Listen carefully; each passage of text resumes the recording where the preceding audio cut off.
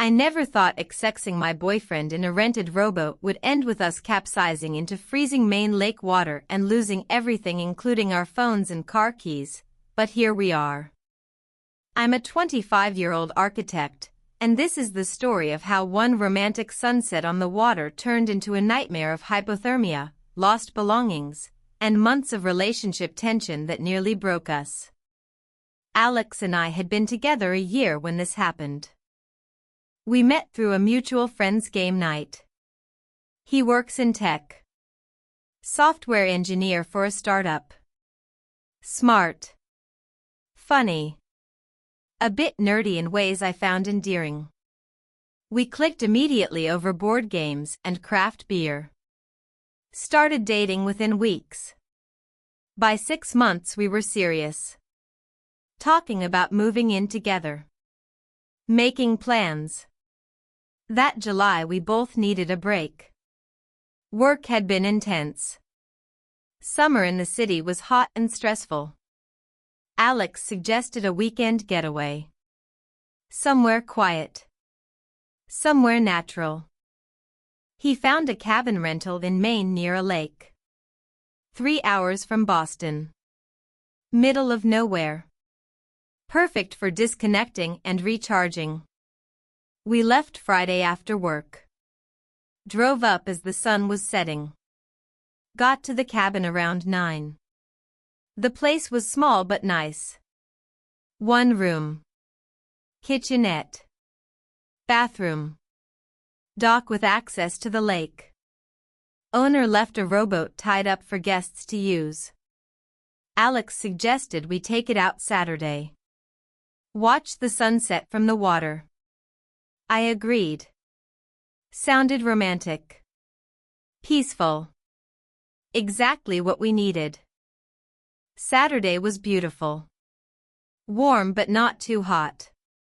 Clear blue sky. We spent the day hiking. Swimming from the dock. Reading in hammocks. As evening approached we packed a bag. Blanket. Drinks. Snacks. Phone for music. Got in the rowboat around 7.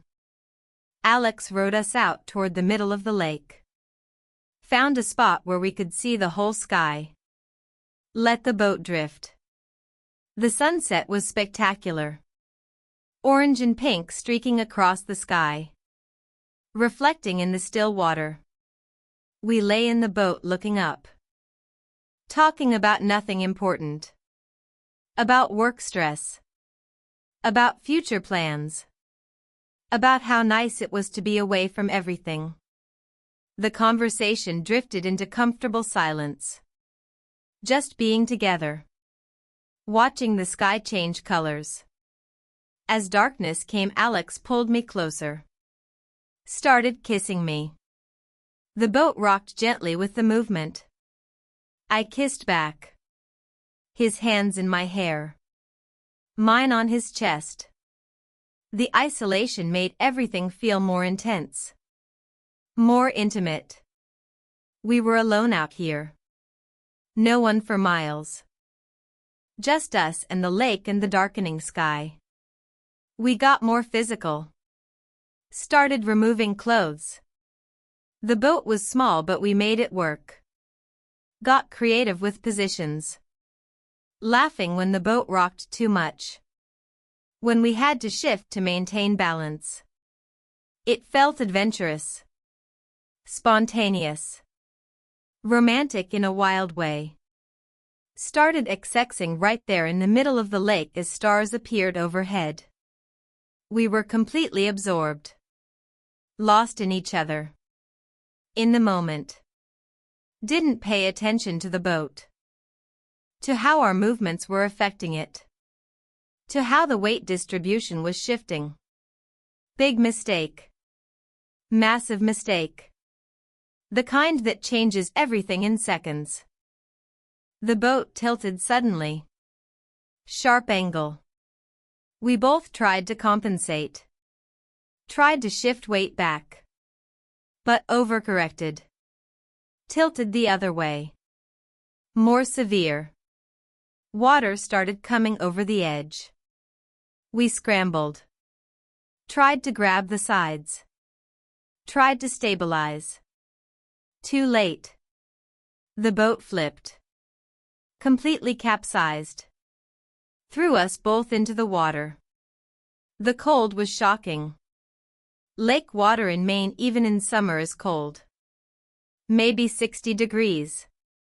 Felt like ice after the warm air. I went under. Water over my head. Panic immediate. Kicked to surface. Gasped for air. Looked around wildly. Where was Alex? Where was the boat? Where was anything? Found Alex a few feet away. Also gasping. Also panicking. The boat was upside down floating near us. Our stuff. The bag with our phones and keys and everything. Gone. Sunk or floating away in the dark. Couldn't see. Couldn't find anything. Just cold black water and the overturned boat. We grabbed the boat. Tried to flip it back over. Couldn't. Too heavy. Too awkward. Didn't have leverage in the water. Tried to climb on top. Kept sliding off. Getting more tired. Getting colder. Panic increasing. This was bad. Really bad. We were in the middle of a lake. In the dark. In cold water. With no way to signal for help. Alex said we had to swim for shore. Couldn't stay here. Would get hypothermia. Would drown eventually from exhaustion. I looked toward shore. Could barely see it in the darkness. Had to be at least 200 yards. Maybe more. Could we make it? Had to try. No other option. We started swimming. Pushing the overturned boat ahead of us. Using it for flotation. For rest when we got tired. Progress was slow. Water was cold. Bodies were already shaking. Each stroke harder than the last. Arms and legs getting heavy. Breathing getting labored. This was survival. Pure survival. Nothing romantic about it. Took maybe 20 minutes to reach shore. Felt like hours. Crawled onto the beach. Collapsed. Both shaking violently. Teeth chattering. Can't think clearly. Hypothermia setting in. Had to get warm. Had to get dry. Had to get help. But we were on the wrong side of the lake. The cabin was across the water. We'd drifted while in the boat. Ended up far from where we started. Stood up on shaking legs. Started walking along the shore. Looking for lights. For buildings. For people. For anything. Found a campground maybe half a mile down. Night watchman in a small booth. We stumbled up to him. Dripping wet. Barely clothed. Shaking uncontrollably. He took one look and brought us inside. Small heated office. He gave us blankets. Turned up the space heater. Asked what happened. We explained. Capsized boat. Lost everything. Need to get back to our cabin. He called the lake patrol. Told them about the overturned boat. Said he'd drive us back. We sat there for 30 minutes warming up. Slowly stopping shaking. Slowly able to think again. He drove us around the lake to our cabin. We thanked him profusely. Got inside. Took hot showers. Put on dry clothes. Sat on the couch in shock. Processing what happened. How close we've come to serious trouble. To drowning. To hypothermia. All because we were sXXing in a boat and forgot about physics and balance and basic safety. Couldn't sleep that night. Both had nightmares. About drowning. About cold water. About panic. Morning came. We had to deal with practical problems. No phones. No keys. No way to contact the rental company about the boat. No way to drive home because keys were at the bottom of the lake. Used the cabin's landline to call AAA. To call Alex's parents. To start figuring out solutions. AAA could tow the car, but we needed new keys. That meant calling the dealership. Getting them to make new ones. Waiting for them to arrive. Could take days. Alex's parents agreed to come get us. Drive us back to Boston. We'd deal with the car later. Lake Patrol found the overturned boat. Brought it back. Scolded us about safety. About wearing life jackets. About not doing stupid things in boats. Every word deserved. Every criticism valid. We accepted it. Apologized. Felt like idiots. We're idiots. Spent the day waiting for Alex's parents. Sitting in uncomfortable silence. Both processing. Both feeling guilty. Both wondering how we'd been so stupid. His parents arrived evening. Were kind about it. Didn't ask too many questions. Drove us back to Boston. 3-hour drive. Barely spoke. Just sat in back seat feeling like scolded children. Next week was rough. Had to replace phone. Replace license.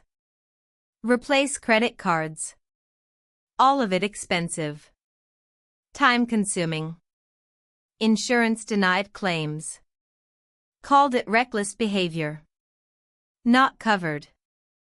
Out of pocket for everything. Cost almost $2,000 total. Money we didn't really have. Money that stung. Friends asked what happened. We told them. Some laughed. Some were shocked. All had opinions. About how dangerous it was. How lucky we were. How stupid we'd been. Each conversation reinforced the shame. The embarrassment. The knowledge that we'd fucked up badly. Alex and I started fighting. About who was responsible. About why we'd done it. About how to prevent future stupidity. He blamed himself. I blamed myself. We blamed each other. Round and round. Getting nowhere. Just venting stress and fear and residual panic. The relationship that had been easy before was suddenly hard. Strained. Tense. Month after the lake, I still couldn't think about water without anxiety. Pools. Lakes. Ocean. All of it triggered memories. The cold. The panic. The terror. Started having nightmares about drowning. About being trapped underwater. About Alex disappearing into darkness. Woke up gasping. Heart racing. Covered in sweat. Started therapy. Told the therapist what happened. She said it was trauma. That near-death experiences create lasting psychological effects. Gave me tools for managing the anxiety. For processing the fear. For separating the memory from current reality. It helped. Slowly. Gradually. But helped. Alex was struggling too. With guilt. With fear. With the knowledge that his romantic idea had nearly killed us. He became withdrawn. Cautious. Afraid to suggest anything spontaneous. Anything remotely risky. The adventurous part of him that I'd loved was gone. Replaced by anxiety and second-guessing. 3 months later we tried a camping trip. On land. No water involved. Thought it would help. Would rebuild confidence. Would show we could still adventure together safely. It was okay. Not great. Both of us were hypervigilant. Checking everything. Second-guessing every decision. The ease was gone. The fun was gone. Just anxiety and caution. 6 months after the lake we had a serious talk.